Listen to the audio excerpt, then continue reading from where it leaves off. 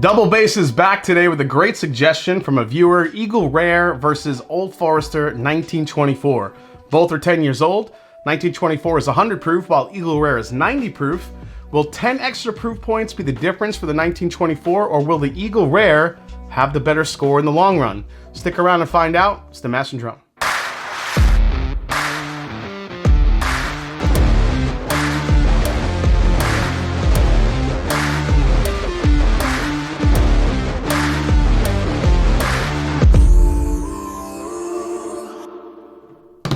What's up, folks? I'm Jason C, and welcome back to the Mash and Drum. Like, subscribe, and help me get to 100,000 subscribers for 2024. Appreciate the support, everyone. As always, if you have any suggestions for some head-to-head matchups like this one, leave them below in the comments. As I've mentioned, YouTube is really looking for engagement in the comment section, so fire away at all your ideas. But before we dive in, let's learn a little bit more about each of these bourbons. First one up is Eagle Rare, which uses the #1 mash bill from Buffalo Trace, thought to be a low rye mash bill consisting of 10% or less rye in the mash bill. Eagle Rare is bottled at 90 proof, and the SRP today is about 40 bucks. Old Forester 1924 is the 5th release in Old Forester's Whiskey Row series. Old Forester 1924 features a new mash bill containing 79% corn, 11% rye, and 10% malted barley, and sports a 10-year age statement.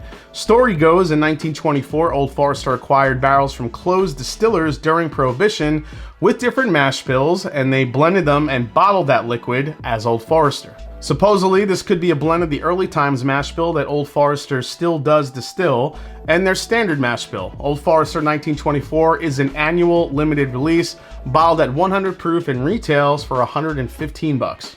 All right, guys, if this is your first time watching a Double Bass episode, basically what I do is I nose them, I taste them, I give each a point based on nose, palate, and finish, and basically the one with the most points wins. You gotta win 2 out of 3, or all 3, or we'll see what happens in this case. Here we go. Mix them up one more time. Now I'm wondering on the nose if I'll be able to tell which one is which I might, but really I'm just trying to feel out the experience here on the palate, the finish, really try to break these down and see which one I like more. Here we go. Glass number 1. Glass number 1 is a lot of rich fruit here. This is the thing that I think that's gonna throw me off, because from what I remember tasting the Old Forester versus Eagle Rare, I think both of them have a lot of dark fruit notes for me, so we'll see what that does here. Glass 1, there's definitely some dark fruit. I mean, I hate to say it right off the bat, but I feel like I'm getting that acetone note, which kind of clues me into maybe this is the Old Forester, but we'll see. But yeah, some really nice oak here. This is the Old Forester. I'm actually not getting a lot of banana, so it's kind of throwing me off here. But very nice on the nose. Let's go to glass 2. Let's see what we get. This is cherry and grape. This is like grape soda. So I think this could be the Eagle Rare. Man, that smells fantastic. Oh man, between the two. I'm actually starting to pick up some chocolate in glass 1 now, which I actually really like, and I don't remember really ever getting that on either of them in the beginning. There's a definite chocolate punch here on the glass 1. Glass 2, a little bit brighter, sweeter, almost kind of a sweet tart, like a grape sweet tart note. That's really nice. Man, if I'm gonna give it to the nose, I think I gotta give it to glass 1. Glass 1 just has way more going on. It's deeper, it's denser, it's richer. So glass 1 gets the nose. Let's see who wins the palate here. Let's go to glass 1.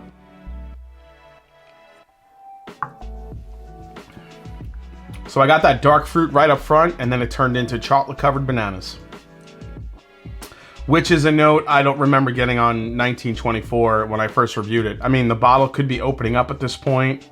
I'm going all in that could be the Old Forester. But again, the one thing about the Old Forester 1924, if that's what it is, I just don't feel that it doesn't really have enough of a finish for me. But we're just judging it on palate right now. The palate's definitely a little soft at 100 proof. The chocolate covered banana note is there. I like the oak presence. Decent mouthfeel, but it is a little thin, unfortunately. All right, let's go to glass number 2. I'll tell you what, glass number 2 I think has a better mouthfeel than glass number 1. But but I don't think it's as dense in flavor as glass number 1 either. Yeah, glass number 2 just has this brightness to it, this sweeter, this sweet tart brightness that it has. Again, it's a little bit grapey. It's fruit forward, yet it's got a lot of great classic bourbon flavors here. Your caramels or vanillas. Could need one more sip of both here. Man, that chocolate note in the first glass is crazy. I'm really digging it. All right, glass 2. You know, I gotta say, I love the sweetness of glass 2.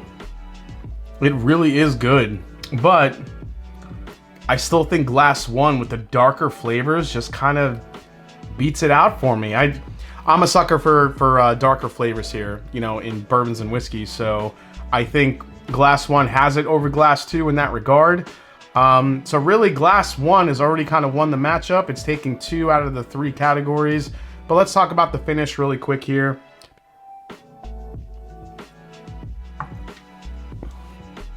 Wow, I just cannot believe how chocolate-covered banana it is. But yeah, the finish just dies off so fast for me on glass 1. Let's go to glass 2. I think glass 2 actually has a better finish than glass 1.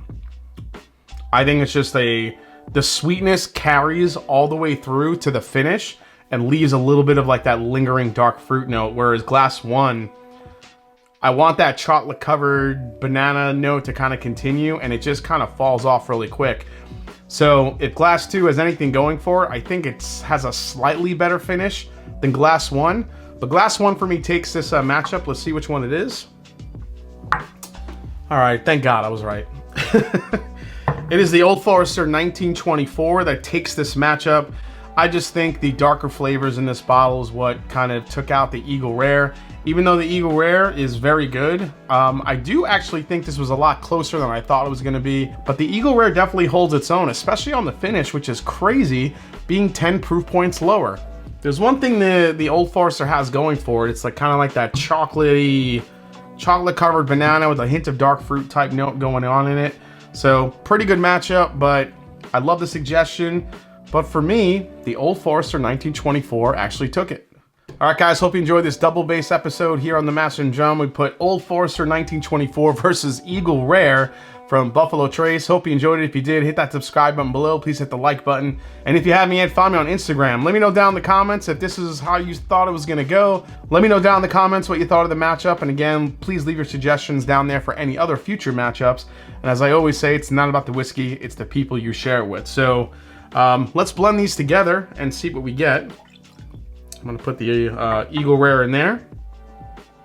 I don't know, let's just call it something simple. We'll call it Eagle 24. We'll see what we get here. The nose is actually pretty nice on this blend, guys. Yeah, it actually meshes well between, they both have some dark fruit attributes too, which I think definitely goes hand in hand pretty well. Let's try it on the palate, here we go. Eagle 24, it could be something. I think you gotta mess with the proportions, but I think that grapey note and a little bit more of that better finish really works well with the 1924. Eagle 24, I think if you have both of these bottles at home, guys, give it a go. You might be surprised. Cheers, see you next time on the Master and Drum.